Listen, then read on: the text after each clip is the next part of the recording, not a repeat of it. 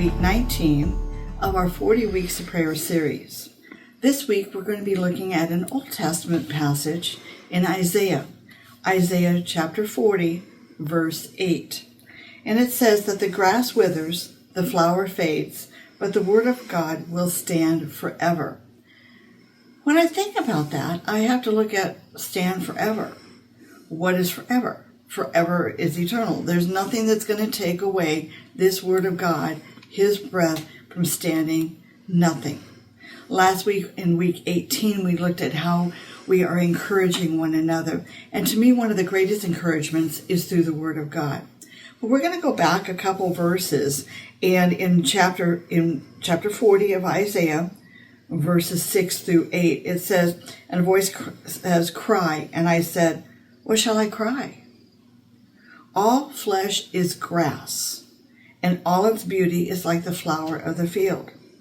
The grass withers, the flower fades, when the breath of the Lord blows on it. Surely the people are grass.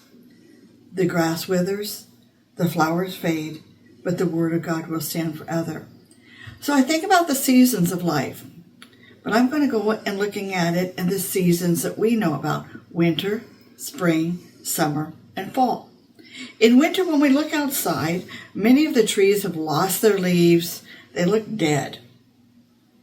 And yet what's really happening is that deep down, they're growing deeper for the nourishment.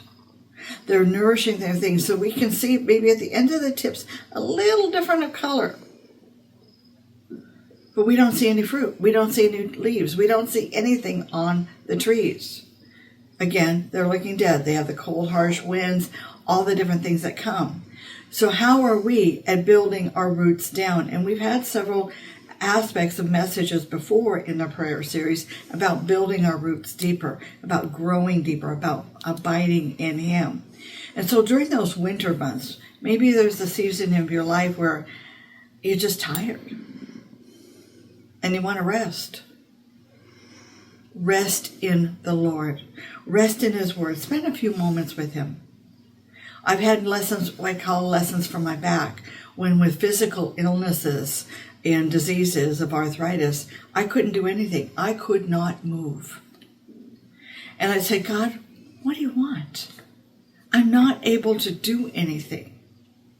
And what God said to me was, know me. Grow in me. So I call those lessons from my back. So those times when, the pains of arthritis, the pains of everything in life are so much, it can seem so overwhelming. That's when I think that God is saying, like in Psalm 46:10, be still and know that I am God. So then we go from winter into spring. And in spring, we start to see the little buds. We start to see the grass growing and turning green and having to mow lawns and different things like that. Maybe some of us plant seeds in gardens of flowers or vegetables. And so we're going to be looking at a harvest of what can that be done. And then as we go into summer, we're seeing some of the fruit coming on, but we're also seeing those weeds.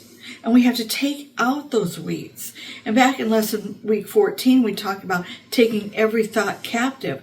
Those captive thoughts, those thoughts that take us away from the Word of God, are like weeds.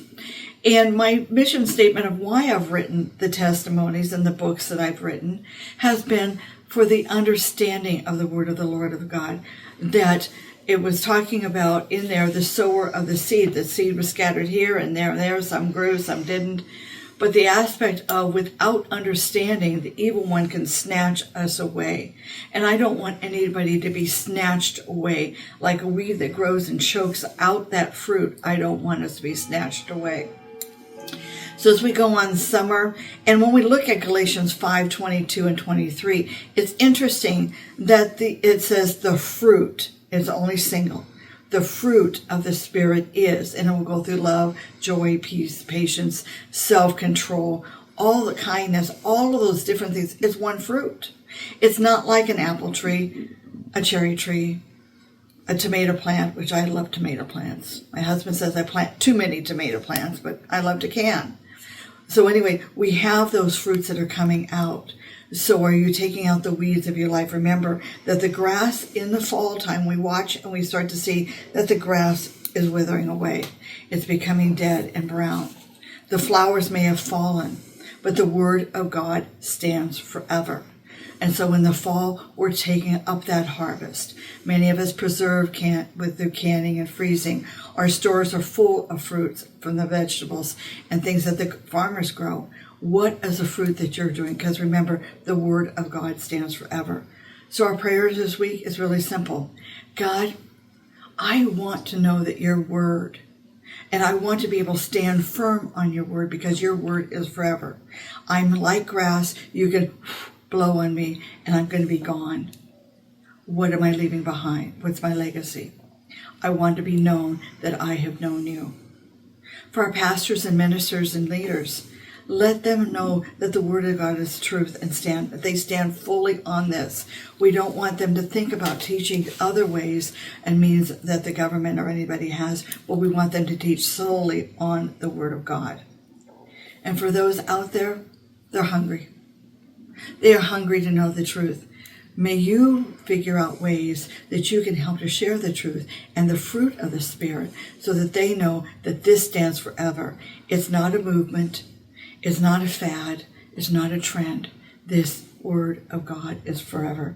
Again, the grass withers, the flower fades, but the word of our God knows our God will stand forever. So until next week, be blessed. Thank you.